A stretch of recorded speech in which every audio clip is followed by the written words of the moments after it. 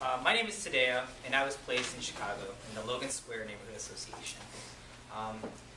And I worked in implementing a public awareness campaign around a city ordinance that seeks to extend protections to tenants that lived in foreclosed properties. So in my presentation today, I'd like to share some of my experiences with you. I'd like to show you how vulnerable low-income tenants are in foreclosed properties, and how important it is to implement ordinances that seek to protect their rights at the grassroots level. So the neighborhood of Logan Square is composed of a very vibrant, beautiful immigrant community. It's predominantly Mexican-American and has been so for the past 50 years.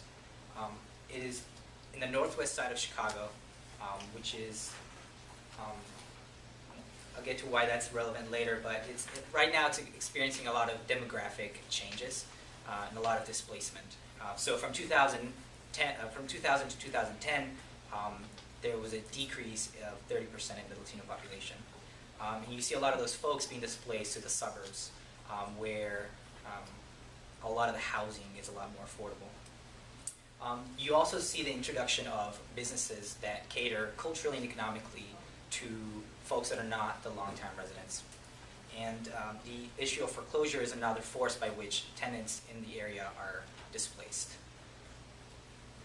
So in this picture, actually, this is some of the staff at LSNA. You can see Bridget Murphy, who's a fellow with the 9th class. So from 2008 to 2012, 20,000 rental buildings went into foreclosure in Chicago alone. This is just rental buildings, not all buildings. In Logan Square, just the neighborhood of Logan Square, a neighborhood that is 3.5 square miles, almost 200 buildings in 1 year preceding the KCRO ordinance were sold as a result of foreclosure. So, when you talk about those numbers, you ask who is most affected and how are they affected. And unfortunately, low-income tenants don't have the resources when confronted with an eviction notice to be able to navigate the legal system, to be able to know their rights and use their rights, and also they don't have the economic resources necessary to relocate to an area that's comparable to their current housing situation. They are often forced to move out 20, 30 miles into the suburbs. They have to take the kids out of school, and they have to a lot of times double and triple up with family members. So Keep Chicago Renting seeks to address some of these issues by forcing new landlords of foreclosure-rented properties to either continue renting to the tenants or giving the tenants a relocation fee of $10,600. So it's estimated that in the first year alone of KCRO, 10,000 families will be able to save their homes. This is Yuza Kilo, who is a resident of Logan Square, who unfortunately experienced 2 evictions in 1 year in the same street in the neighborhood of Logan Square. She's very brave. She's a great leader. She came on, she told the Chicago about her story on Chicago Public Radio. She's an advocate of KCRO and was instrumental in implementing it.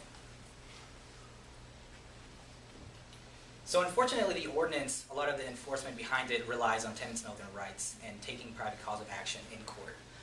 So that really necessitates tenants to know their rights.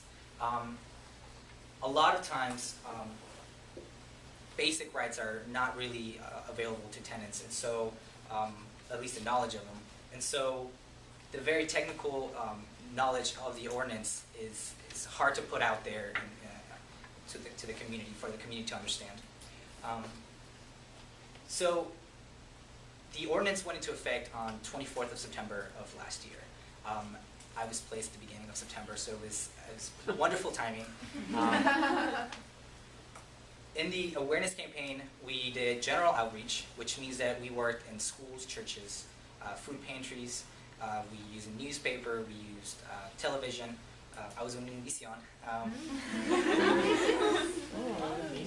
Just anything that would generate consciousness at the community level, so that it could also become sustainable on its own, so that folks could become ambassadors for their own rights. We also did, and by we I mean parent leaders in the community, some of whom are pictured here, who are very active in their schools in Logan Square. We door knock on properties that were specifically KCRO eligible.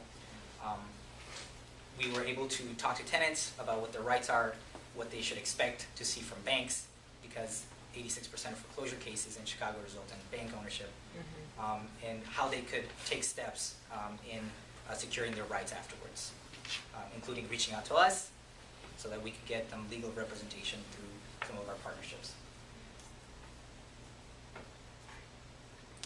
So going forward, I think it's very important that city ordinances such as these are implemented at the grassroots level. This is a quote from one of my coworkers at LSNA, just that sort of captures how a lot of the tenants feel when they are confronted with an eviction notice. They feel very powerless. They feel that they don't really have any rights. A lot of times I would reach tenants or units that were already empty, even though they had another 2 months on their lease, just because they were afraid that they would be boarded up while they were living there, which is not ridiculous because it did happen in Chicago, in Logan Square. So it's in order to not only make sure that the ordinance does what it's supposed to, but to also make sure that the community itself is empowered so that it becomes and develops ambassadors that can promote tenant rights. It's crucial that these types of ordinances are implemented at the grassroots level so that relationships are built, so that neighborhood associations are in the picture, and so that even local governments such as aldermanic offices are involved.